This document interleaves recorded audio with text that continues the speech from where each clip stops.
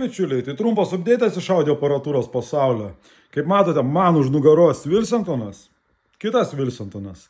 Tai turėjome vieną iš savo sekėjų, Patreoną svečiuose, grįžo vasarą atostogom ir atvežė mums pasibandyti Wilsontoną. Tai yra 110 V versija. Lempos, kaip matote, yra neoriginalios, pakeistos. Tai manau, pažvelgsime į šio stiprintuvo vidų, pažiūrėsime, kas viduje.